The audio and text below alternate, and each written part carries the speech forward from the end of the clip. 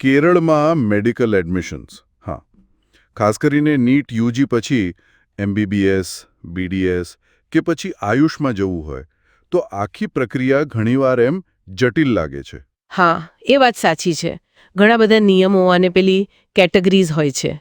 તો આજે આપણે એને થોડું સરળ બનાવવાનો પ્રયત્ન કરીએ, ખાસ કરીને 2025ના એડમિશન માટે. બિલકુલ. અને આપણી પાસે મુખ્ય આધાર છે કોમિશનર ફોર એન્ટ્રન્સ એક્ઝામિનેશન્સ, એટલે કે સીઈઈ કેરળનો પ્રોસ્પેક્ટસ અને એમની ગાઈડલાઇન્સ. સાથે એમસીસીના બુલેટિન પણ છે જ. આપણો હેતુ એ છે કે પાત્રતા શું છે, પેલા નિવાસસ્થાનના નિયમો શું છે, ઓનલાઈન પ્રક્રિયા કેવી રીતે થાય છે એટલે કે કેપ, અને અનામત, આ બધા મુદ્દા સ્પષ્ટ થાય. બરાબર. ચાલો તો ઊંડાણપૂર્વક સમજીએ. સૌથી પહેલો સવાલ એકદમ બેઝિક. કેરળમાં મેડિકલ કોર્સ માટે કોણ અરજી કરી શકે? શું જોઈએ? જુઓ, મુખ્ય 3-4 વસ્તુ છે. 1.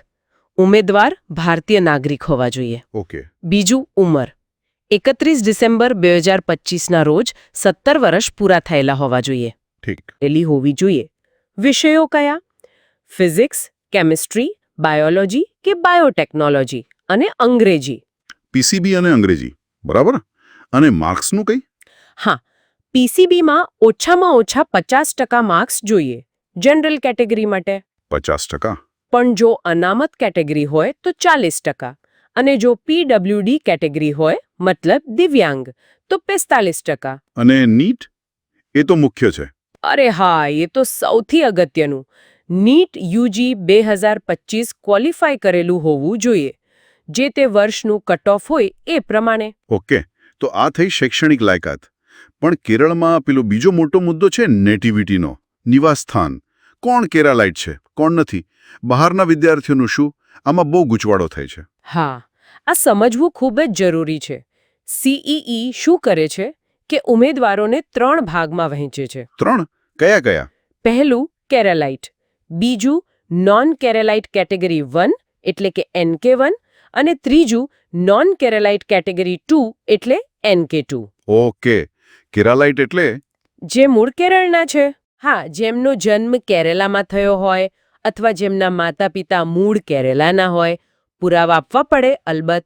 આ કેરેલાઇટ ઉમેદવારો મોટાભાગની સરકારી સીટ અને બધા પ્રકારના અનામત માટે યોગ્ય ગણાય. અને NKI? NKI એટલે જેવું કેરેલાઇટ નથી, પણ અમુક શરતો પૂરી કરે છે. જેમ કે કદાચ કેરેલામાં અમુક વર્ષ ભણ્યા હોય અથવા માતા પિતા કેરળ સરકારના કર્મચારી હોય વગેરે. પ્રોસ્પેક્ટસમાં એની વિગતો હોય છે. આ NKI વાળા સ્ટેટ મેરિટ સીટ માટે અરજી કરી શકે, પણ એમને અનામતનો લાભ ના મળે. અચ્છા, એટલે અનામત ફક્ત કેરાલાઇટ માટે? મુખ્યત્વે. અને NK2? હા, NK2 કોણ? NK2 એટલે જે ઉપરની બંને કેટેગરીમાં નથી આવતા, મતલબ મોટાભાગના બીજા રાજ્યોના વિદ્યાર્થીઓ. આપણે ગુજરાતના વિદ્યાર્થીઓ મોટાભાગે NK2માં આવે. હા, જો એમનું કેરળ સાથે કોઈ કનેક્શન ના હોય તો. અને NK2 વાળા મુખ્યત્વે ખાનગી કોલેજોની મેનેજમેન્ટ કોટા અથવા NRI કોટા સીટ માટે જ પાત્ર ગણાય. સરકારી સીટ નહીં? બહુ ઓછી શક્યતા. સરકારી સીટ ત્યારે જ મળે જો કેરેલાઇટ કે NKI ઉમેદવારોથી સીટ ખાલી રહેતો, જે ભાગ્યે જ બને. આ બહુ મહત્વનો મુદ્દો છે.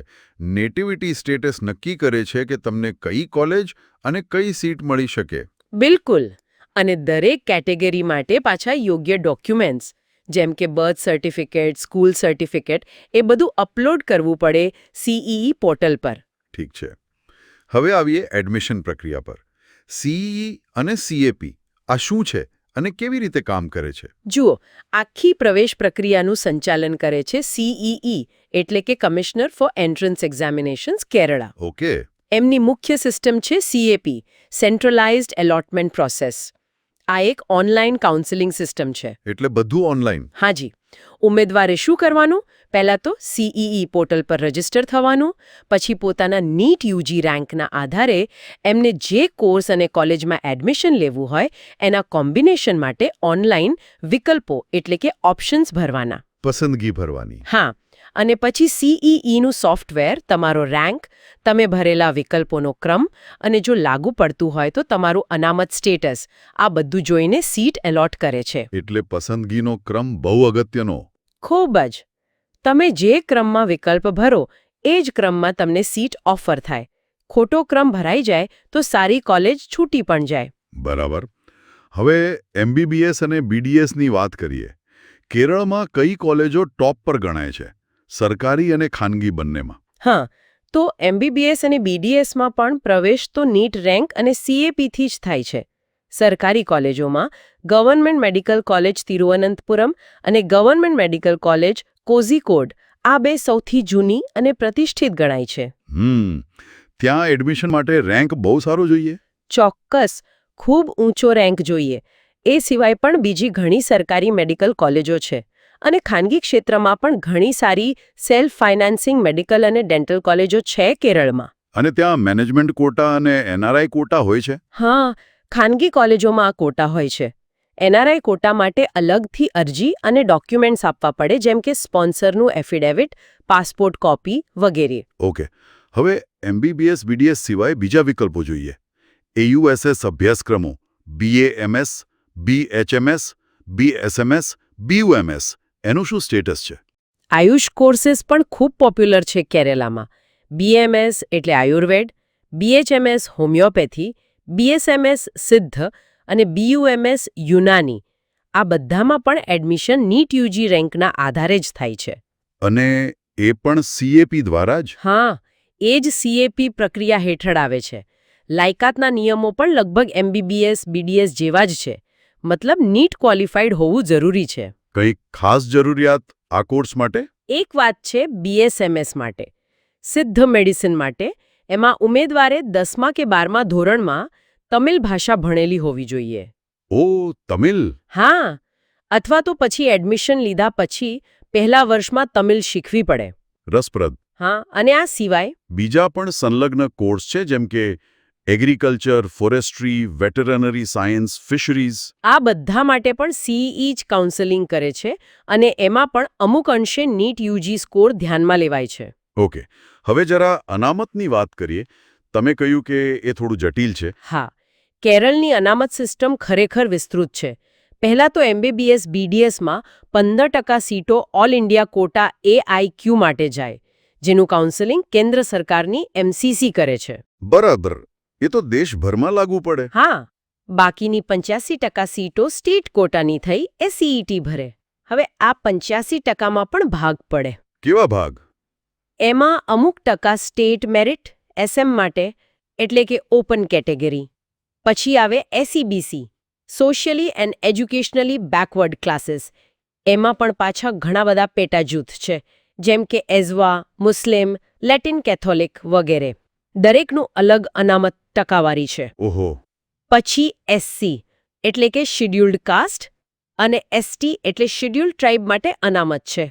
અને હવે EWS એટલે કે આર્થિક રીતે નબળા વર્ગો માટે પણ 10% અનામત છે સરકારી કોલેજોમાં. આ તો થયું વર્ટિકલ રિઝર્વેશન. બીજું કંઈ? હા, આ ઉપરાંત હોરિઝોન્ટલ રિઝર્વેશન પણ છે, જેમ કે PWD ઉમેદવારો માટે 5% સીટો દરેક કેટેગરીમાં અનામત હોય.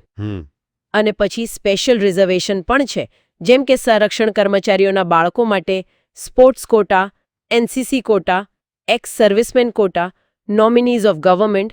લાંબી લિસ્ટ છે. ખરેખર? આ તો બહુ બધી કેટેગરી થઈ ગઈ. એટલે જ કહું છું કે પ્રોસ્પેક્ટસ ધ્યાનથી વાંચવું બહુ જરૂરી છે. તમે કઈ કેટેગરીમાં આવો છો અને એના માટે કયા ડોક્યુમેન્ટ્સ જોઈએ એ બધું પહેલેથી તૈયાર રાખવું પડે. સાચી વાત છે.